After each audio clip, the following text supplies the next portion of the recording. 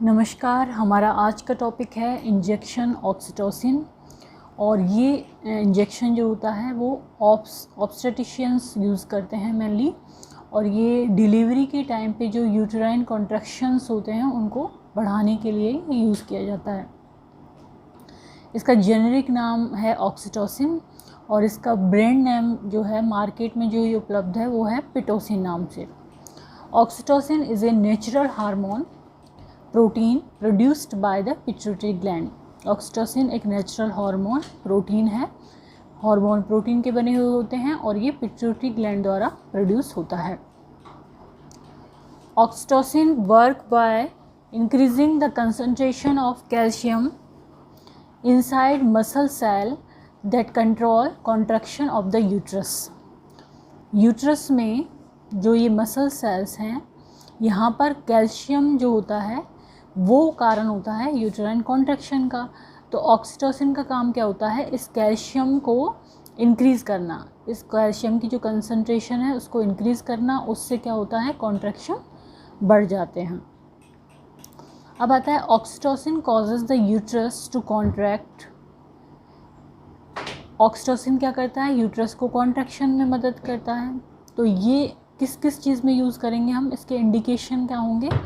तो पहला है टू इंड्यूस लेबर को इंड्यूस करने के लिए। किसी फीमेल का पूरा टाइम हो गया है, कंप्लीट हो गया है उसका जेस्टेशन पीरियड और वो लेबर इंड्यूस का टाइम आ गया है उसकी, तो उसके लिए हम इंड्यूस करेंगे लेबर। दूसरा strengthen labour contractions during child birth, और चाइल्ड बर्थ के दौरान जो लेबर कॉन्ट्रैक्शंस हैं उनको बढ़ावा देने के लिए, स्ट्रेंथन मजबूत करने के लिए। तीसरा है control bleeding after child birth, child birth के बाद में ब्लीडिंग को कंट्रोल करने के लिए, क्योंकि कई बार क्या होता है पोस्टपार्टम हेमरेज या पोस्टपार्टम ब्लीडिंग ज़्यादा होती है, तो उसके लिए भी इसका यूज़ किया जाता है। टू इंड्यूस एन अबॉर्शन, और अबॉर्शन यदि इंड्यूस करना है तो उसके लिए भी ऑक्सीटोसिन का यूज़ किया जाता है। तो इस तरह से इसके इंडिकेशन हो गए, to induce labour, strengthen labour contraction during child birth, third है control bleeding after child birth, and next है to induce an abortion. Oxytocin is in a class of medications called oxytocics hormone. ये एक class में आता है medications की में, उसको उस क्लास को कहते हैं ऑक्सीटोसिस।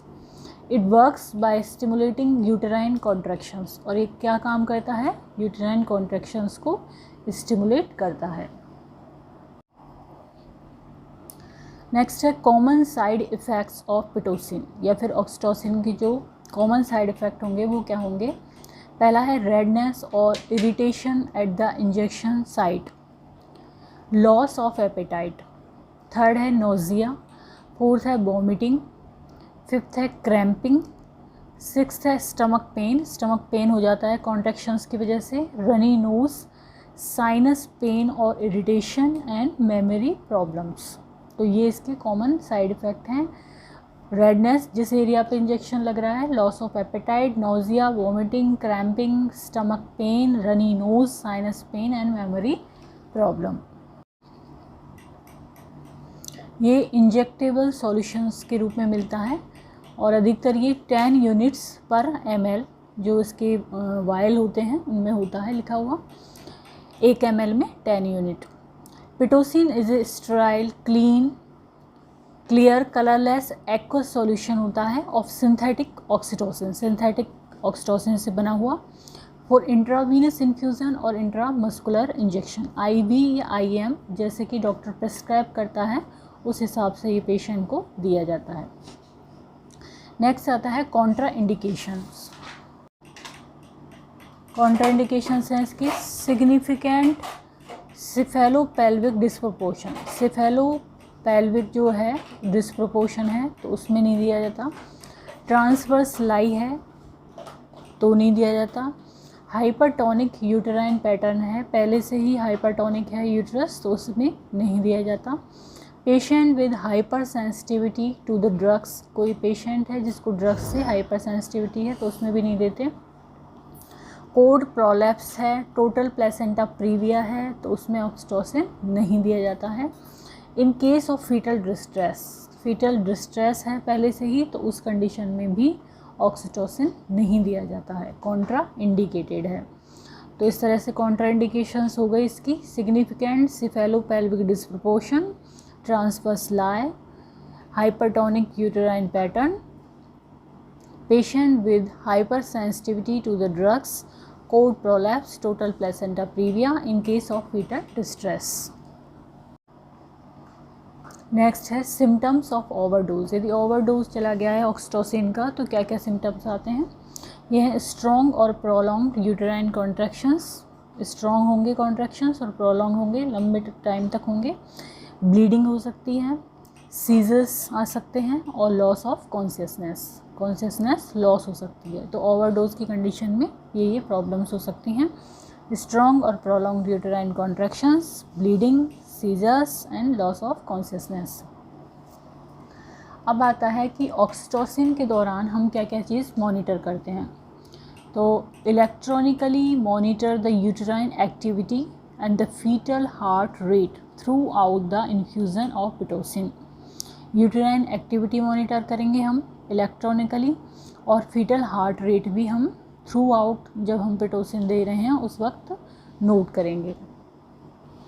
Discontinue the infusion of Pitocin immediately in the event of uterine hyper activity and fetal distress. यदि यूटेराइन हाइपर एक्टिविटी हो जाती है या फिर फीटल डिस्ट्रेस हो जाता है तो इमीडिएटली पिटोसिन को डिसकंटिन्यू किया जाता है as prescribe by doctor. Third है, इसके अलावा हम वाइटल साइंस, बीपी चेक करते हैं, इनटेक आउटपुट भी चेक किया जाता है। तो इस तरह से ये मॉनिटरिंग बहुत ही इम्पॉर्टेंट है।